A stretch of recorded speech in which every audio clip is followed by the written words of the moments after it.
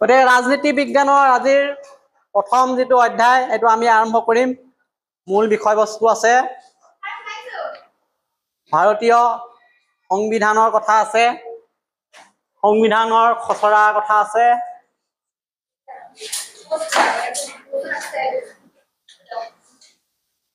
কেনেকৈ প্ৰস্তুতি হৈছিলে সেইখিনি পাম।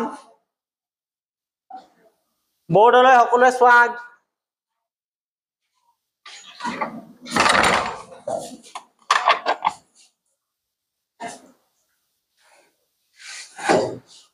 পাঠটোৰ উদ্দেশ্য কি? আমি এই পাঠটো কিয় পঢ়িব লাগিব? ইয়াত স্পষ্ট কিছুমান কথা উল্লেখ কৰা হৈছে। প্ৰথম কথা, ভাৰতীয় সংবিধানৰ খচৰাখন কেনেকৈ প্ৰস্তুতি হৈছিলে। কিতাপ এখন লিখাৰ আগতে আমি হাতেৰে লিখি লওঁ, এইটো খচৰা বুলি কয়। এতিয়া সংবিধানখন লিখাৰ আগতে বহুতে লিখি লৈছিলে কি কি থাকিব, কি কি নাথাকে, এটা ড্ৰাফ্ট বনাইছিলে। এইটো খচৰাখন কেনেকৈ প্ৰস্তুতি হৈছিলে, প্ৰয়োজনীয়তা কি আছিলে, কাৰ্য প্ৰক্ৰিয়াৰ বিষয়ে জানিম। বিধান সভা কেনেকৈ গঠন হৈছিলে, সংবিধান সভা গঠন কৰিবলৈ এজন সভাৰ প্ৰয়োজন হৈছিলে, এইটো সংবিধান সভা। খচৰা কমিটিৰ গুৰুত্ব বিশ্লেষণ কৰিম আমি। সেই সময়ত স্বাধীনতা পৰিৱেশ কেনেকুৱা আছিলে, ব্ৰিটিছ শাসকৰ পৰা কেনেকুৱা সমৰ্থন পাইছিলে, সেই ক্ষেত্ৰত সংবিধান আৰু গণতন্ত্ৰৰ মাজৰ যিটো সম্পৰ্ক আৰু অস্তিত্ব তাক কেনেকৈ সুন্দৰভাৱে সংবিধানত উপস্থাপন কৰি ভাৰতীয় লোকৰ কাৰণে ইয়াক প্ৰস্তুত কৰা হৈছিলে তাৰ এক আভাস পাম। আৰু সংবিধান যেতিয়া কাৰ্যকৰী হৈছিলে, দেশে স্বাধীনতা লাভ কৰাৰ পিছত 1947 চনত স্বাধীনতা লাভ কৰিলে, 1950 চনৰ পৰা কাৰ্যকৰী হ'ল। এই পিৰিয়ডটোত, সময়টোৰ ভিতৰত সংবিধানে কেনেকৈ কি প্ৰেক্ষাপটত কাৰ্যকৰী কৰা হৈছিল তাৰ মূল বিষয়খিনি আমি জানিম। গতিকে ইয়াত আমি কি কি শিক্ষা সামগ্ৰী ইউজ কৰি আছো এইটো কৈ আছো। এইটো স্মাৰ্ট বৰ্ড ইউজ কৰিলোঁ, আমাৰ ব্লেক বৰ্ডো আছে। আমাৰ যদি এখন ব্লেক বৰ্ড ইউজ কৰিব পাৰোঁ আমি, গতিকে আমাৰ ওচৰত অপশ্যন ধেৰ আছে। এইখন আমাৰ ব্লেক বৰ্ড, ইয়াত ইউজ কৰিলে ইয়াত লিখিব পাৰিম এনেকৈ আমি। ইয়াৰ ওপৰত যদি আমাৰ এখন নালাগে আমি আউট হৈ যাম। কি নহওক, আমাৰ ইয়াত আহিলে স্মাৰ্ট বৰ্ড, সংবিধান সভাৰ ছবি আমাৰ কিতাপতে আছে। এইবিলাক বস্তু আমি ইয়াত পাম। গতিকে আমি ষ্টেপ ৱাইজ গোটেইখিনি এতিয়া আলোচনা কৰি যাম।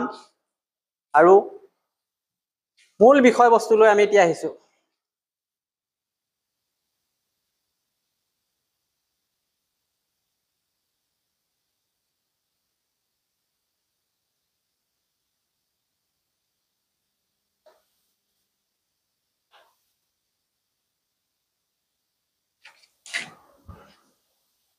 এতিয়া পাঠ্যপুথিৰ প্ৰথম আৰম্ভণি কি হৈছে?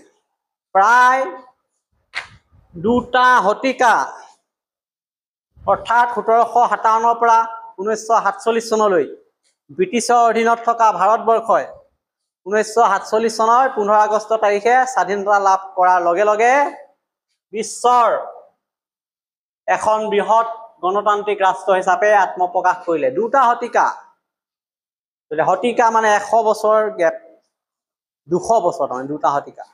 কিমান চনৰ পৰা? 1757 পৰা 1947 চনলৈকে ব্ৰিটিছে শাসন কৰিলে ভাৰতক। আৰু 1947 চনৰ 15 আগষ্টত ভাৰত স্বাধীনতা লাভ কৰিলে। আৰু এই দিনটোতে বিশ্বৰ ভাৰত আটাইতকৈ ডাঙৰ গণতান্ত্ৰিক ৰাষ্ট্ৰ হিচাপে আত্মপ্ৰকাশ কৰিলে। অৰ্থাৎ ই এটা স্বাধীন দেশ হৈ গণতান্ত্ৰিক শাসন ব্যৱস্থা গ্ৰহণ কৰে। প্ৰথম লাইনতে এইটো কৈছে। এটা চিম্পুল কথা যে ব্ৰিটিছে 200 বছৰ ৰাজত্ব কৰিছিলে 1757 পৰা 1947 চনলৈ। আৰু অৱশেষত 47 চনত 15 আগষ্টত দেশ স্বাধীন হ'ল। দেশ স্বাধীন হোৱাৰ লগে লগে ভাৰতবৰ্ষ এখন নতুন ৰাষ্ট্ৰ হিচাপে আত্মপ্ৰকাশ কৰিলে আৰু স্বাধীন ৰাষ্ট্ৰ হিচাপে, গণতান্ত্ৰিক ৰাষ্ট্ৰ হিচাপে। দ্বিতীয় পাৰ্টটোত আমাৰ কি আছে? ইয়াত আছে যে এখন স্বাধীন আৰু গণতান্ত্ৰিক ৰাষ্ট্ৰৰ বাবে এখন সংবিধান অতিকৈ প্ৰয়োজন। সংবিধানৰ কথা আহিলে যে ভাৰত স্বাধীন হৈ গ'ল, ঠিক আছে, গণতান্ত্ৰিক ৰাষ্ট্ৰও হ'ল। গতিকে ইয়াক চলাবলৈ এখন সংবিধানৰ অতিকৈ প্ৰয়োজন হ'ল। আৰু সংবিধান আৰু গণতন্ত্ৰ দুয়োটা ইটো আনটোৰ পৰিপূৰক। সংবিধান নহ'লে গণতন্ত্ৰও নহ'ব, আৰু গণতন্ত্ৰতহে সংবিধানৰ যিটো প্ৰাসংগিকতা বেছিকৈ দেখিবলৈ পোৱা যায়। এতিয়া এখন সংবিধান নহ'লে যেনেকৈ এখন প্ৰকৃত গণতান্ত্ৰিক ৰাষ্ট্ৰ হ'ব নোৱাৰে, ঠিক তেনেকৈ এখন গণতান্ত্ৰিক ৰাষ্ট্ৰ অবিহনেও সংবিধানৰ ভূমিকা অৰ্থহীন হৈ পৰিব। এইটো ছেকেণ্ড যিটো ষ্টেঞ্জা আছে না পেৰেগ্ৰাফ, মূল কথাটো হৈ গ'ল এয়া যে স্বাধীন আৰু গণতান্ত্ৰিক দেশত, ভাৰতৰ কথা কৈছে, 47 চনত স্বাধীন হ'ল, নতুন চৰকাৰ আহিলে, গণতান্ত্ৰিক চৰকাৰ। এই দেশত সংবিধানৰ প্ৰয়োজন স্বীকাৰ কৰিব লাগিব। স্বীকাৰ নকৰাকৈ থাকিব নোৱাৰো আমি, কিয়নো সংবিধান হৈছে গণতন্ত্ৰৰ মূল ভেটি বা ভিত্তি। সংবিধান নোহোৱাকৈ দেশৰ শাসন ব্যৱস্থা ঠিক হ'বই নোৱাৰে। ঠিক সেইদৰে গণতান্ত্ৰিক ব্যৱস্থা অবিহনেও সংবিধানৰ অৰ্থ আমি বুজিবই নোৱাৰিম। সেইকাৰণে কোৱা হয় দুইটাকে এটা আনটোৰ পৰিপূৰক, এটাই আনটোৰ সমান্তৰালভাৱে কাম কৰি থাকে।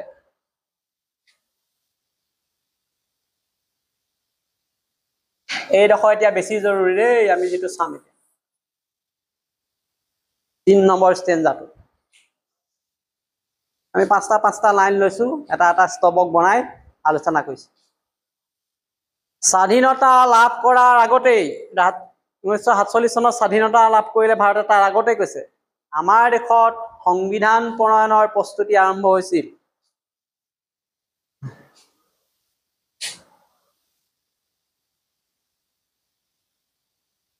কেনেকে?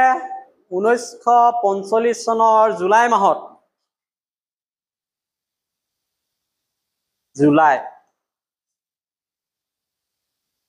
ইংলেণ্ডত অনুষ্ঠিত হোৱা সাধাৰণ নিৰ্বাচনত, ইংলেণ্ডত সাধাৰণ নিৰ্বাচন জেনেৰেল ইলেকশ্যন অনুষ্ঠিত হৈছিলে। শ্ৰমিক দল ক্ষমতালৈ আহিছিলে, লেবাৰ পাৰ্টি, শ্ৰমিক দল।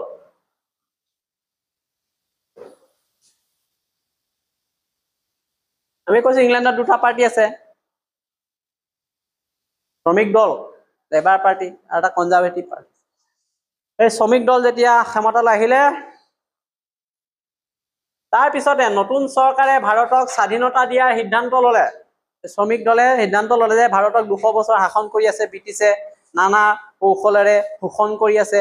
গোটেই পৃথিৱীয়ে এই কথা স্বীকাৰ কৰিছে যে সময় আহিছে এতিয়া ভাৰতক স্বাধীন কৰি দিব লাগে। আৰু শ্ৰমিক দল অহাৰ লগে লগে সেই কথা চিন্তা চৰ্চা আৰম্ভ হ'ল। সিদ্ধান্ত ললে যে স্বাধীনতা দিয়াৰ কথা ক'লে। সেই অনুসৰি নতুন গণতান্ত্ৰিক ৰাষ্ট্ৰখনৰ বাবে প্ৰয়োজনীয় হৈ উঠা সংবিধান এখন ৰচনাৰ কথা ইংলেণ্ডৰ শ্ৰমিক দলৰ চৰকাৰে চিন্তা কৰিছে।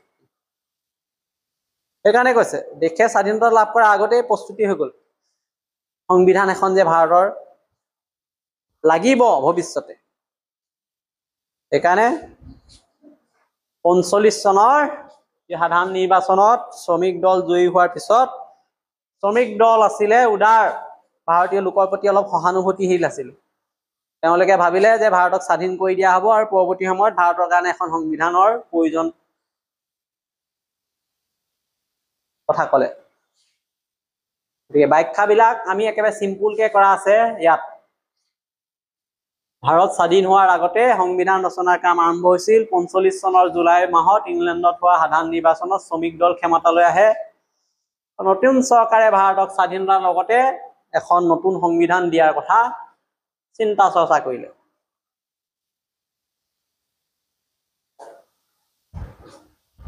সংবিধানখন হবলৈ হলে কিছুমান প্ৰক্ৰিয়া আছে, হঠাতে সংবিধান এখন দিওঁ বুলিয়ে দিব নোৱাৰে। সেই প্ৰক্ৰিয়াটো এতিয়া আৰম্ভ হ'ব।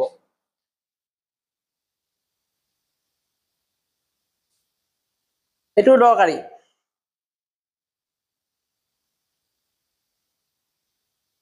ভাৰতবৰ্ষৰ বাবে এখন সংবিধান ৰচনাৰ কাৰণে, সংবিধান ৰচনা কৰিবলৈ প্ৰয়োজনীয় পৰিৱেশ প্ৰস্তুতি চলাবৰ অৰ্থে ব্ৰিটিছ চৰকাৰে 1946 চনৰ মাৰ্চ মাহত কেবিনেট মিছনক ভাৰতলৈ পঠালে। গোটেই লাইনটো লাগিব 2 নম্বৰটো। এইটো আহি থাকে 2 মাৰ্কছৰটো প্ৰশ্ন।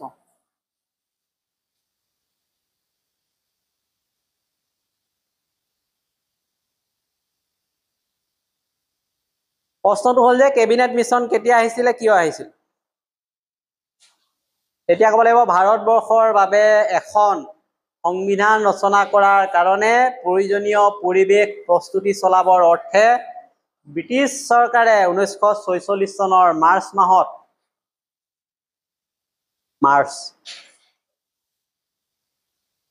কেবিনেট মিছনক ভাৰতবৰ্ষলৈ প্ৰেৰণ কৰিছিলে। প্ৰশ্নত হে কেবিনেট মিছন কি, ইয়াৰ উদ্দেশ্য কি আছিলে, কেতিয়া প্ৰেৰণ কৰিছিলে, যিকোনো ৰকমে হ'ব পাৰে। তেতিয়া এই লাইনটো কৈ দিলে হ'ল যে ভাৰতবৰ্ষৰ বাবে এখন সংবিধান ৰচনা কৰাৰ পৰিৱেশ প্ৰস্তুতি পিছত আছে পাই যাব চলাবৰ অৰ্থে ব্ৰিটিছ চৰকাৰে 46 চনৰ মাৰ্চ মাহত কেবিনেট মিছন, এইটো কিতাপতে আছে, লাষ্টত ভাৰতলৈ পঠাইছিল। এতিয়া কেবিনেট মিছন কি আছিল আচলতে? কেবিনেট মিছন আছিল ইংলেণ্ডৰ 3জন কেবিনেট মন্ত্ৰীয়ে গঠিত এটা গোট। 3জন মন্ত্ৰী আছিলে তাত, কেবিনেট মন্ত্ৰী।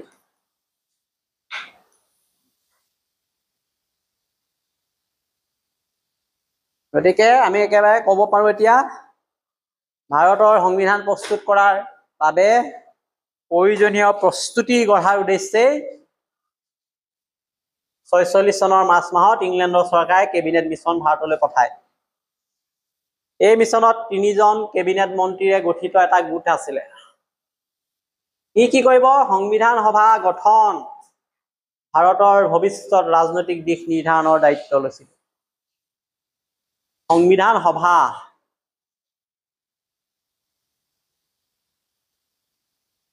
এখন গঠন কৰিব, ভাৰতৰ ভৱিষ্যত ৰাজনৈতিক দিশ নিৰ্ধাৰণৰ দায়িত্ব ললে।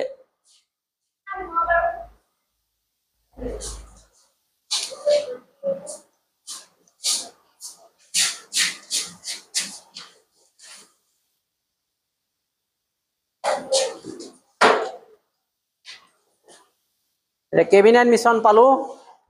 কেবিনেট মিছনে ভাৰতলৈ আহিলে, বিভিন্ন প্ৰতিবাদ হ'ল, তথাপিও মিছনে যিখিনি দায়িত্ব কৰিব লাগে কাম, সেই সময়ত থকা ৰাজনৈতিক দল কংগ্ৰেছেই হওক, মুছলিম লীগে হওক, বিভিন্ন অজুহাত দেখুৱাই ইয়াক বিৰোধিতা কৰিলে, কিছুমানে সমৰ্থন কৰিলে। তথাপিও কেবিনেট মিছনে নিজৰ দায়িত্ব পালন কৰি কি কাম কৰিলে আমি পাম এতিয়া।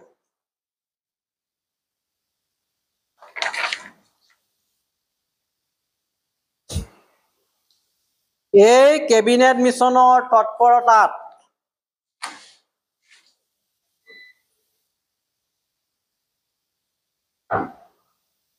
সংবিধান সভা গঠন হৈছিল।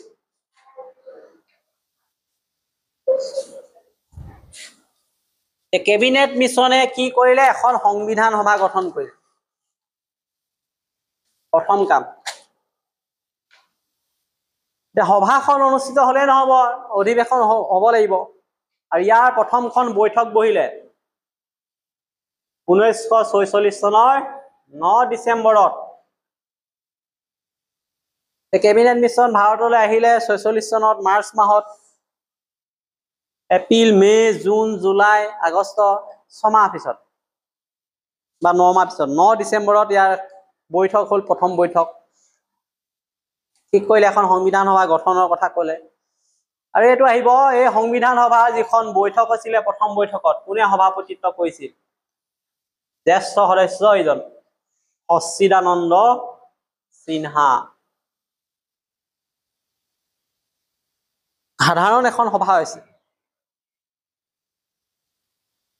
সভা আমাৰ যেনেকে অনুষ্ঠিত হয়, সভাপতি এখন থাকে, কোনোবা এজনে সভাপতিত্ব পালন কৰে, সেই ঠিক তেনেকে কেবিনেট মিছনেও এখন প্ৰথম বৈঠক অনুষ্ঠিত কৰিলে সংবিধান সভা গঠনৰ কাৰণে। এই প্ৰথম বৈঠক হৈছিলে 9 ডিচেম্বৰত 1946। তাত সভাপতিত্ব কোনে কৰিছিলে? ডক্টৰ সচ্চিদানন্দ সিনহাই। আৰু তাতেই এইজন ডক্টৰ ৰাজেন্দ্ৰ প্ৰসাদক এই সংবিধান সভাৰ স্থায়ী সভাপতি হিচাপে নিৰ্বাচন কৰে। দুটা প্ৰশ্ন আহি গ'ল ইয়াত। সংবিধান সভাৰ স্থায়ী সভাপতি কোন? ডক্টৰ ৰাজেন্দ্ৰ প্ৰসাদ। আৰু প্ৰথম যিখন বৈঠক হৈছিলে সেই বৈঠকত কোনে সভাপতিত্ব কৰিছিল? এতিয়া আমি ডক্টৰ সচিদানন্দ সিনহাৰ কথা ক'ব লাগিব। ইয়াৰ ডিটেইলছটো আমি পামেই নেক্সট লাইনতে আছে। আৰু এই সংবিধানখন প্ৰস্তুত কৰিবলৈ এনেকুৱা 11খন বৈঠক হৈছিল। এইটো নাম্বাৰটো লাগিব দেই। MCQত আহিব সংবিধান সভাৰ কেইখন বৈঠক হৈছিলে? 11খন বৈঠক। ইয়াৰ যিখন প্ৰথম 1 নম্বৰ বৈঠকত সভাপতি কোন আছিল? ডক্টৰ সচিদানন্দ সিনহা। বাকী 10খনত আকৌ কোন হ'ব? ৰাজেন্দ্ৰ প্ৰসাদ। তেওঁ স্থায়ী হৈ গ'ল। প্ৰথমখনত কোনো নাছিলে কাৰণে তেওঁক দিছিলে দায়িত্ব অস্থায়ীভাৱে। গতিকে কেবিনেট মিছনৰ কাৰ্যকলাপৰ ফলতে সংবিধান সভা গঠন হ'ল। প্ৰথম বৈঠক 46 চনৰ 9 ডিচেম্বৰত অনুষ্ঠিত হয়। ৰিভিজন। এই বৈঠকৰ প্ৰথম সভাপতি আছিল ডক্টৰ সচিদানন্দ সিনহা। ইয়াতে স্থায়ী সভাপতি নিৰ্বাচিত হয় ডক্টৰ ৰাজেন্দ্ৰ প্ৰসাদ। আৰু এই সভাৰ মুঠতে 11খন বৈঠক অনুষ্ঠিত হৈছিল। প্ৰতিটো বস্তু স্পষ্ট আছে। পঢ়াৰ সময়ত চিন দি যাব লাগে, নহ'লে পিছত চাই মেলি নোট কৰিব লাগে। আৰু সেইকাৰণে পাৰ্মানেণ্ট কৰিবলৈ আমি অন ৰেকৰ্ড ৰাখি দিছোঁ। পৰৱৰ্তী নেক্সট পেৰেগ্ৰাফত কি আছে? যিখন সংবিধান সভা গঠন কৰাৰ কথা ক'লে, যাৰ স্থায়ী সভাপতি ডক্টৰ ৰাজেন্দ্ৰ প্ৰসাদ হ'ল,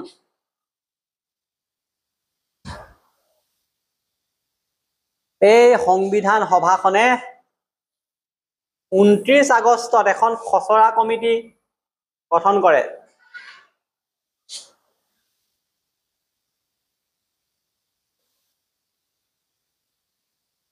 খচৰা কমিটি এখন গঠন কৰিলে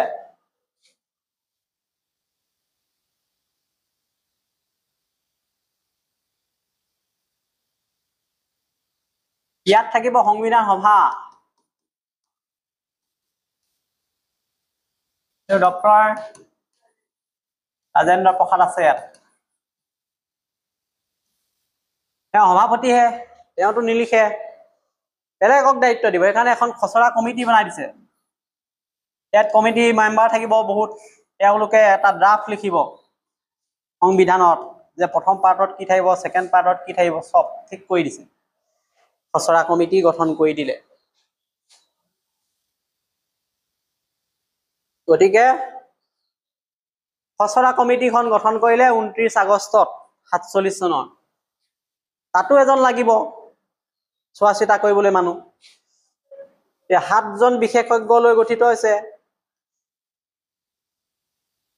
আৰু তাত BR আম্বেদকাৰক অধ্যক্ষ বনালে কমিটিখনত। সংবিধান সভাত আছে ৰাজেন্দ্ৰ প্ৰসাদ। খেলি মেলি হৈ যাব পৰীক্ষাত। এইখন সংবিধান সভাই বনাই দিছে খচৰা কমিটি। কোনে লিখিব? তাই মানে 7জন মানুহ থাকিব তাত। সিহঁতৰ এজন অধ্যক্ষ থাকিব। এইজনৰ নাম BR আম্বেদকাৰ। আম্বেদকাৰৰ নাম শুনিছো নহয়, ভীমৰাও আম্বেদকাৰ। তেওঁ খচৰা কমিটিৰ অধ্যক্ষ আছিলে। তেওঁলোকে কি কৰিলে? 3 বছৰ কাল পৰিশ্ৰম কৰি সংবিধানৰ খচৰা প্ৰস্তুত কৰিলে, লিখিলে সংবিধান এখনত 3 বছৰ। এই 7জন মানুহ। এনে ওপৰত থাকিব BR আম্বেদকাৰ, তলত আৰু 7জন সদস্য। অসমৰো আছিলে, আমি লিষ্টখন বেক চাইডে পাই যাম। তেওঁলোকে লিখি মেলি এতিয়া ৰেডি কৰি দিলে খচৰা। 3 বছৰ লিখিছে। আৰু কাক জমা দিলে? 1949 চনৰ 26 নৱেম্বৰ তাৰিখে সংবিধান সভাৰ সভাপতি ডক্টৰ ৰাজেন্দ্ৰ প্ৰসাদৰ ওচৰত দিলে।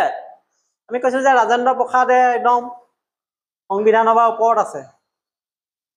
সভাপতি হয় আৰু তেওঁৱে গঠন কৰি দিছে এখন খচৰা সমিতি।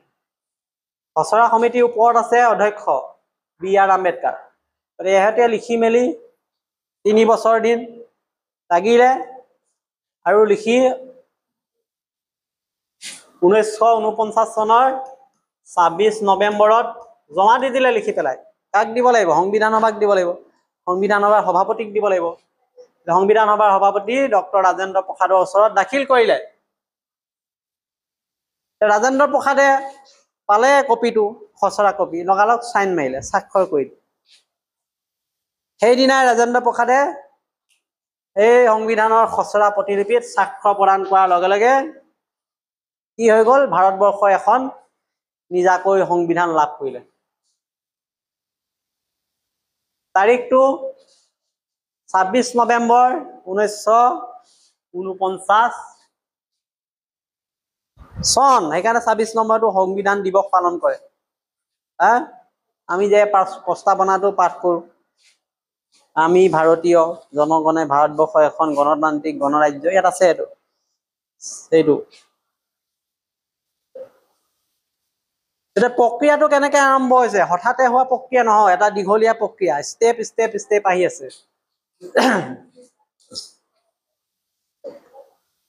উঠা নে পাত? আকৌ এবাৰ চাই লৈ এইডোখৰ বস্তু ক্লিয়াৰ হ'ব লাগিব যে 47 চনৰ 29 আগষ্টত সংবিধান সভাই খচৰা কমিটি গঠন কৰি দিলে 7জনীয়া সদস্যৰে। ইয়াৰ অধ্যক্ষ হিচাপে দায়িত্ব দিলে B.R. আম্বেদকাৰক। আৰু B.R. আম্বেদকাৰৰ সৈতে এই 7জনীয়া খচৰা সমিতিয়ে 3 বছৰ কঠোৰ পৰিশ্ৰম কৰি এখন সংবিধানৰ খচৰা প্ৰস্তুত কৰি 1949 চনৰ 26 নৱেম্বৰ তাৰিখে সংবিধান সভাৰ সভাপতি ডক্টৰ ৰাজেন্দ্ৰ প্ৰসাদৰ ওচৰত দাখিল কৰিলে। আৰু সেইদিনাই ডক্টৰ ৰাজেন্দ্ৰ প্ৰসাদে ইয়াত স্বাক্ষৰ কৰাৰ লগে লগে ভাৰতবৰ্ষই এখন নিজাকৈ নতুন সংবিধান লাভ কৰিলে। ড্ৰাফ্টটো পাই গ'ল, একদম কমপ্লিট নাই হোৱা ড্ৰাফ্ট।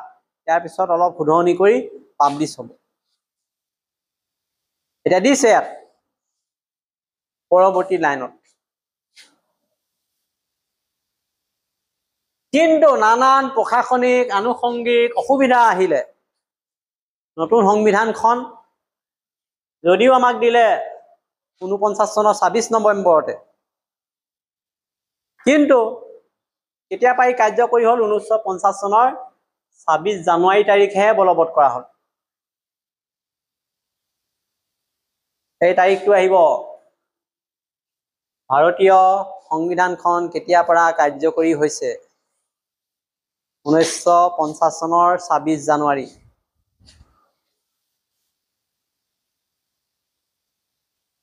আমি গণৰাজ্য দিৱস পালন কৰোঁ নে নাই? 26 জানুৱাৰী। সেইদিনাখনৰ পৰা ভাৰতৰ সংবিধানখন কাৰ্যকৰী হৈছে, 26 জানুৱাৰী 1950। আৰু এই সময়ছোৱাত কি হৈছিলে? 1947 চনৰ 15 আগষ্টতেতো ভাৰত স্বাধীন হ'ল। আৰু 1950 চনৰ 25 জানুৱাৰীলৈকে কেনেকে চলিলে তেতিয়াহ'লে ভাৰতৰ শাসন ব্যৱস্থা? তেতিয়া এই 1935 চনৰ এখন আইন আছিলে, ভাৰত চৰকাৰ আইনে, তাৰ অধীনত চলিছিল।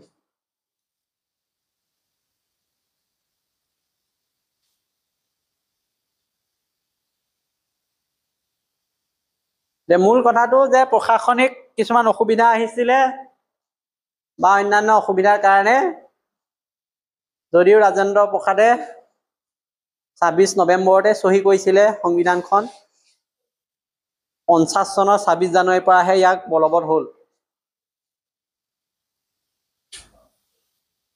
তাৰ লগতে 1947 চনৰ 15 আগষ্টৰ পৰা 26 জানুৱাৰীলৈকে এই সময়ছোৱাত তেনেহ'লে কেনেকে ভাৰত শাসন চলিছিলে?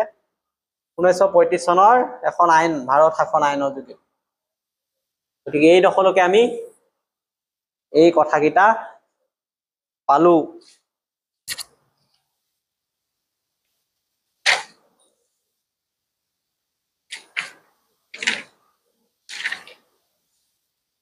Sorry.